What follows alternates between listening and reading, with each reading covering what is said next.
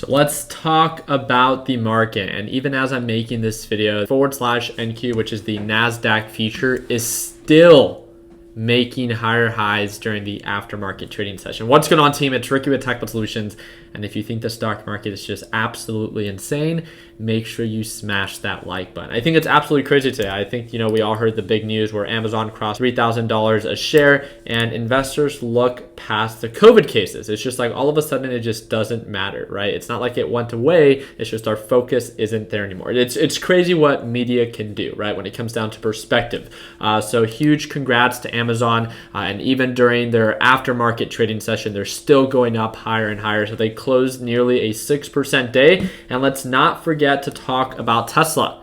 Tesla closed up 13% on the day, right, from its close on Thursday, but it gained an additional 5% from when it closed to where it's actually at as of right now, which puts it at 18% growth from Thursday to as of right now during the aftermarket trading session. So it's just absolutely insane to see this performance within a very short period of time, especially with everything that is going on. And I wanted to answer again this very simple and repetitive question.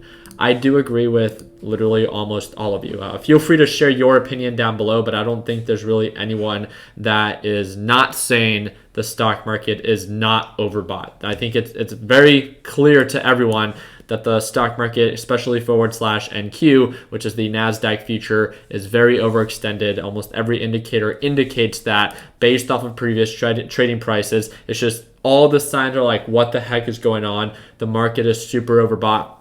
But the reason I'm making this video is I simply wanted to highlight the importance of direction.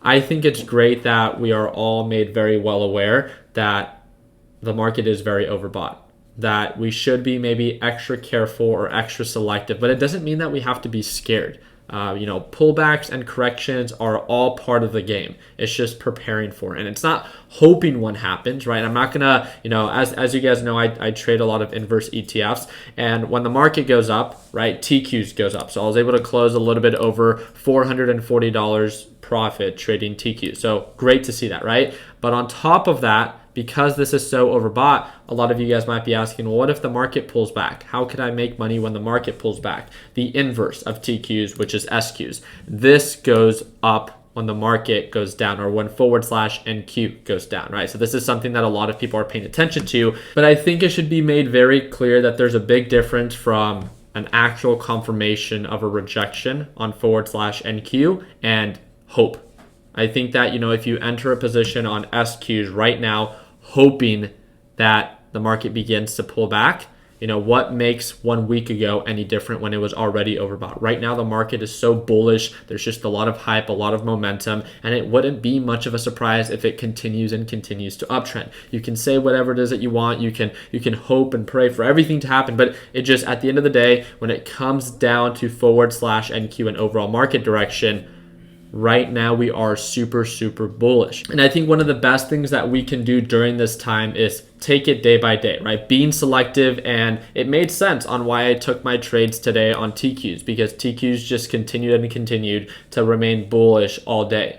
But if we then begin to see indication of a pullback, it breaks below the EMA line, then that's when we can set our alert on SQs and follow up with it, right, as this goes up when the overall market goes down. So it's good to be informed on both sides. It's good to be aware of where you could put your money if the market begins to pull back, but to understand that buying in before confirmation, at least in my experience, has done more harm than good. So I wanted to make this video and encourage you and empower you guys to stay cool, calm, and collected. That I think that we all agree that the market is super overbought and overextended, but it doesn't mean that it can't make higher highs. Direction is super important, and right now we're having a nice little rally, and that's great for all those that are partaking in TQs. We can take it day by day, but when it begins to pull back and when it begins to indicate signs of a reversal, then that's when we can take the information we know on how to make money when the overall market pulls back. So let me know in the comments section what you guys think.